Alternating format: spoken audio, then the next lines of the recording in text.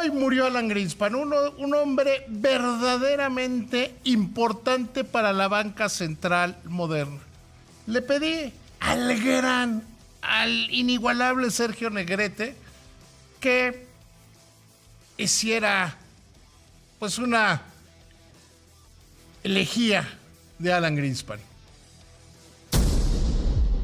Entrevista.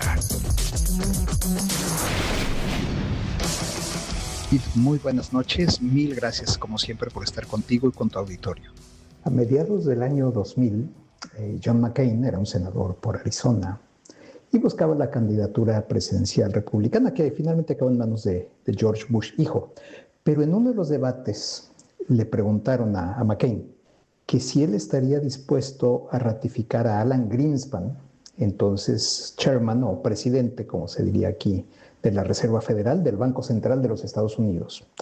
Y contestó enfático que por supuesto que lo reelegiría, lo volvería a poner al frente del Banco Central de Estados Unidos. Pero que no solo eso, que si llegara a ocurrir que Alan Greenspan muriera en el cargo, entonces lo sentaba, lo amarraba a la silla, le ponía unos lentes oscuros y pretendería que Greenspan siguiera, como si estuviera vivo, al frente del Banco Central. Esta anécdota lo que nos cuenta es de lo poderoso, respetado, influyente que fue Alan Greenspan, quien sí ya murió, no cuando lo comentaba John McCain, sino 26 años más tarde, acaba de morir a la edad nada menos que de 100 años.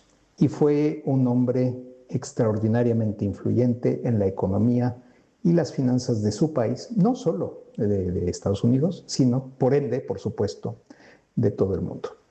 Alan Greenspan nació el 6 de marzo de 1926, no solo en el país adecuado, digamos, desde el punto de vista económico, financiero, sino en la ciudad adecuada, en el pleno Nueva York, en Washington Heights, hijo, como tantos otros, de inmigrantes. Realmente creció como en una familia monoparental, madre soltera. Sí vio a su padre en algunas ocasiones, pero muy contadas, según él cuenta, relata en sus memorias.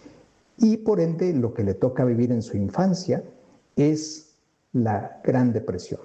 Los recuerdos más cercanos que tiene Alan Greenspan de la economía son de la Gran Depresión, no de manera directa, no desempleado, era demasiado joven, pero sí de un país marcado por esa brutal experiencia.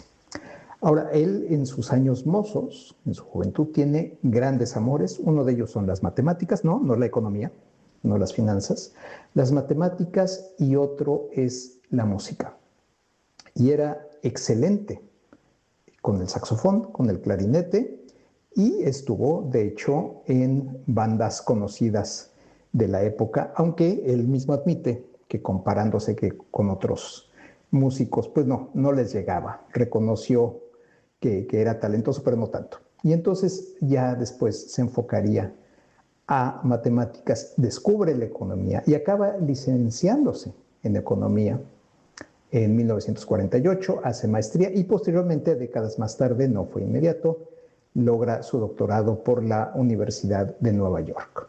Desde entonces se convierte realmente en un extraordinario consultor económico. Es una gente que sabe buscar y leer e interpretar los datos económicos. Alan Greenspan, el consultor privado, que hace muy buen dinero con su consultoría privada, por ejemplo, pronosticando cómo va a estar la actividad económica. Por ejemplo, observando que si caía las órdenes de cierto producto, eso era un potente foco amarillo de que igual venía una recesión, por ejemplo. Fue buenísimo en este aspecto, muy respetado y, reitero, le fue muy, muy exitoso literalmente en el ámbito financiero. Pero le pica el gusanito de la política pública, como a tantos economistas, y destacadamente ya desde los 70s, entre 1974 y enero de 1977, es el que preside el Consejo de Asesores Económicos del presidente Gerald Ford. De ahí es ya donde se enrola propiamente con, digamos, gobiernos y sobre todo gobiernos en el ámbito republicano. Él siempre fue republicano. De hecho, es una gente desde muy joven con ideas absolutamente firmes en el libre mercado. Y en ello es clave una gran influencia en su vida cuando él era extremadamente joven, que es Ayn Rand. Yo supongo que habría que decir filósofa extraordinaria en materia de libre mercado, del individualismo más acérrimo, y Greenspan realmente no es que se contagie, él ya tenía esas ideas, pero sí las reafirma de manera contundente como parte del círculo íntimo de Ayn Rand por largo tiempo en Nueva York. De hecho, Rand, por ejemplo, llega a acompañar a Greenspan cuando él jura el cargo de consejero económico del presidente. Entonces ya ahí se convierte en un potente interlocutor de, sobre todo, políticos republicanos, y sorprende a muy pocos que en 1987 el presidente Ronald Reagan lo llama a que encabece la Reserva Federal de los Estados Unidos, el Banco Central, donde, por cierto, Alan Greenspan nunca había trabajado. Sí conocía a fondo el ámbito económico, financiero, pero llega a la llamada Fed sin tener experiencia directa. De hecho, él bromeaba que lo primero que hicieron fue darle clases particulares dentro ya de la Fed, disfrazados de seminarios uno a uno, pues para que aprendiera los tejemanejes del Banco Central. Y lo que nadie habría predicho en esa época, encabezó el Banco Central de los Estados Unidos con Ronald Reagan, con George Bush padre, con Bill Clinton y con George Bush hijo. Fue el segundo que más duró en ese cargo, más de 18 años, y eso llegó hasta ahí porque pues había un límite legal que no podía ya pasar, y por eso tuvo que dejar el cargo.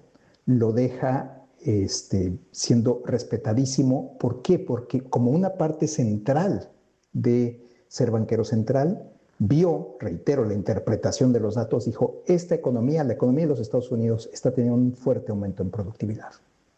Y por lo tanto, yo puedo tener las tasas de interés más bajas, un crecimiento económico más elevado, y no tengo que subir las tasas porque vaya a subir la inflación. O sea, él se atreve a llevar una política monetaria más relajada, esperando que aún así no va a despegar la inflación. Y tiene razón. Y esto en los años 90 trae una prosperidad económica extraordinaria.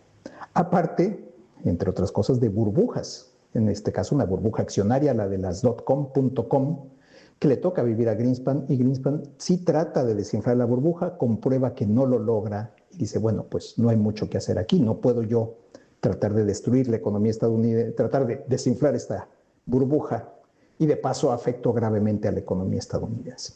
El problema principal que tuvo Greenspan, y de ahí perdió una parte de su reputación, después de dejar el cargo, fue que luego estalla la crisis financiera global de 2008-2009. Él había dejado el cargo 3 años antes, pero se adjudica, y es correcto, Greenspan así lo reconoció, en una falla en la materia regulatoria. Había creyente en los libremercados en muchos aspectos, lo había visto el éxito desregulando mercados desde el presidente Ford, pero también empuja la desregulación del sistema financiero. Y pues toda desregulación económica trae consigo ganadores, perdedores, y entre los perdedores trae quiebras. Y lo que no se puede permitir, ningún gobierno, y eso lo hemos experimentado, lo vivimos en México 95, es que quiebren los bancos. Eso no se puede permitir, y entonces cuesta muchísimo dinero. Y el costo de esa burbuja crediticia fue gigantesco, y se culpó en parte a Alan Greenspan de esto, y él mismo admitió que su modelo, digámoslo así, había fallado en este aspecto. Pero no es posible negar la extraordinaria evolución, su desempeño como banquero central de los Estados Unidos. Reitero, desde 1987 hasta 2005, bajo 4 presidentes,